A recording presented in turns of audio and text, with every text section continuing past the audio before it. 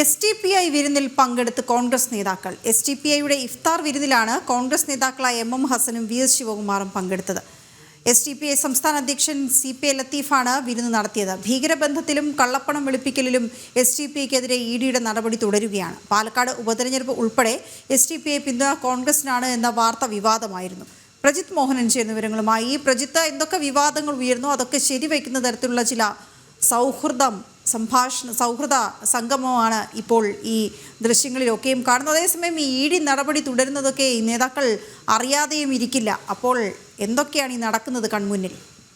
അങ്ങനെ തന്നെയാണ്. കാരണം സംശയങ്ങൾ ഒരുപാട് ജനിപ്പിക്കുന്ന സന്ദർശനം തന്നെയാണ്. പ്രത്യേകിച്ച് പോയിരിക്കുന്നത് UDF കൺവീനർ അടക്കമുള്ളവരാണ് എന്നുള്ള കാര്യം നമ്മൾ മറക്കരുത്.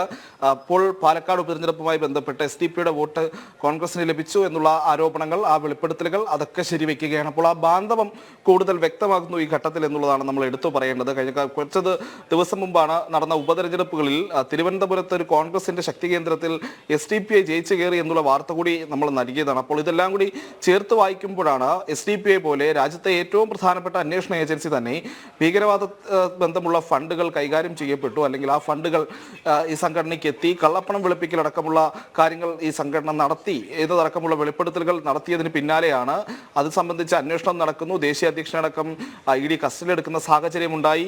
അങ്ങനെയുള്ള പ്രശ്നങ്ങളൊക്കെ നിലനിൽക്കുമ്പോഴാണ് അതെല്ലാം പൊതുസമൂഹത്തിലൊക്കെ വലിയ ചർച്ചകളായിരുന്നു. കേരളത്തിലടക്കം എല്ലാ STPയുടെ ഓഫീസുകളിലും റെയ്ഡ് നടന്ന സാഹചര്യമുണ്ട്. ഇതെല്ലാം നിലനിൽക്കുമ്പോഴാണ് സംസ്ഥാന കോൺഗ്രസിന്റെ ഏറ്റവും പ്രമുഖരായ രണ്ട് നേതാക്കൾ STPI സംസ്ഥാന അധ്യക്ഷൻ നടത്തിയ ഇഫ്താർ വിരുന്നിൽ പങ്കെടുക്കുന്നത്.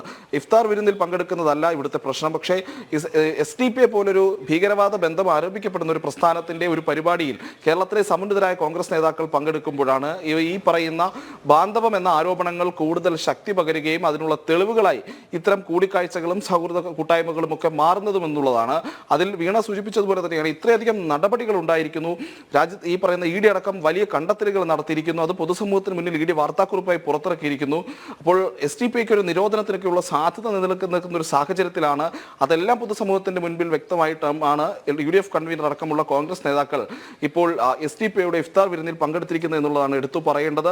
അപ്പോൾ നമ്മൾ സംശയിച്ചു പോകുന്നത് ഈ പറയുന്ന ബന്ധങ്ങൾ തന്നെയാണ്. ഈ പറയുന്ന സമീപകാലത്തുണ്ടായിട്ടുള്ള ഇത്തരം സംഭവവികാസങ്ങളോട് ചേർത്ത് വായിക്കുമ്പോൾ ആ ആരോപണങ്ങൾക്ക് കൂടുതൽ ശക്തി പകരുകയും ചെയ്യുന്നു എന്നുള്ളതാണ് ഈ ഘട്ടത്തിൽ എടുത്തു പറയേണ്ടത്. പ്രത്യേകിച്ച് UDF കൺവീനർ തന്നെ നേതൃത്വം നൽകുമ്പോഴാണ് രാഷ്ട്രീയ ബാന്ധവമടക്കമുള്ള കാര്യങ്ങളിൽ കൂടുതൽ വെളിച്ചം വീശുന്നതും. വീണ, ഓക്കെ, ശരി പ്രജിത്ത് വിവരങ്ങൾ നൽകുകയായിരുന്നു ഈ നടന്ന സൗഹൃദ വിരുന്നിനെ കുറിച്ച്.